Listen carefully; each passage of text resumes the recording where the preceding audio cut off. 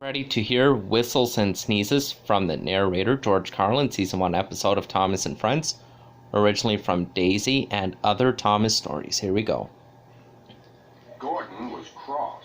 "Why should Henry have a new shape?" he grumbled. "A shape good enough for me is good enough for him. He goes gallivanting off, leaving us to do his work, and comes back saying how happy he feels. It's disgraceful. And there's another thing. Henry whistles too much. No respectable engine ever whistles loudly at stations. It isn't wrong, but we just don't do it." Poor Henry didn't feel happy anymore. "Never mind," whispered Percy. "I'm glad you're home again. I like your whistling." "Goodbye, Henry," called Gordon. "We're glad to have you with us again, but remember what I said." Later, Henry stopped at Edward's station. "Hello, Henry," said Edward. "You look splendid. I was pleased to hear your happy whistle yesterday." "Thank you, Edward," smiled Henry. "Shh! Can you hear something?" "It sounds like Gordon," said Edward, "and it ought to be Gordon, but Gordon never whistled like that." It was Gordon. He came rushing down the hill at a tremendous rate. He didn't look at Henry, and he didn't look at Edward. He screamed straight through the station and disappeared. "Well," said Edward. "It isn't wrong," chuckled Henry, "but we just don't do it." And he told Edward what Gordon had said.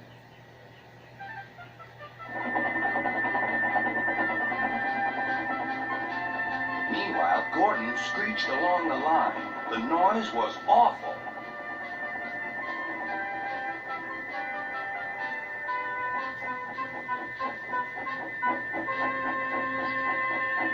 At the station, everyone covered their ears. Sir Topham Hatt covered his ears, too. "Take him away," he bellowed, "and stop that noise." Gordon puffed sadly away, but he wouldn't stop whistling until two fitters climbed up and knocked his whistle valve in place. That night, Gordon slunk into the shed. He was glad it was empty. "It isn't wrong," murmured Henry to no one in particular, "but we just don't do it." No one mentioned whistles. Next morning, Henry was enjoying himself enormously. "I feel so well, I feel so well," he sang. "Trickety-trock, trickety-trock," hummed his coaches. Then he saw some boys on a bridge. "Beep, beep, hello," he whistled. "Oh," he called. The boys didn't wave and take his number. They thought it fun to drop stones on him instead. "They've broken our glass! They've broken our glass!" cried the coaches. The passengers weren't hurt, but they were cross. "Call the police." "No," said the driver. "Leave it to Henry and me." "What will you do?" they asked. "Can you keep a secret?" "Yes, yes." "Well then," said the driver, "Henry is going to sneeze at those boys."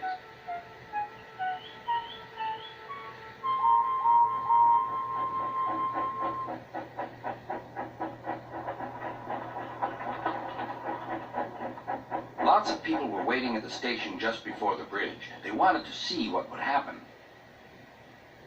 "Henry has plenty of ashes," said the driver. "Please keep all windows shut till we've passed the bridge. Henry's as excited as we are, aren't you, old fellow?" Henry felt more stuffed up than excited. Soon they could see the boys, and they all had stones. "Are you ready, Henry?" said the driver. "Sneeze hard when I tell you." "Now," he said.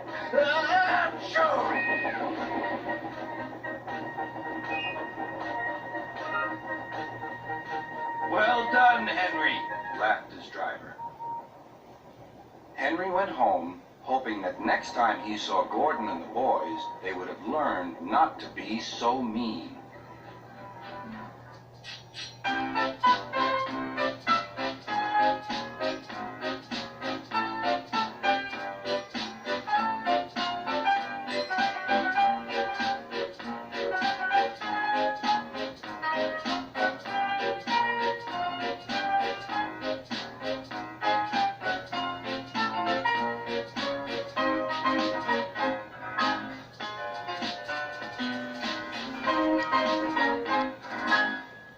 Perfect.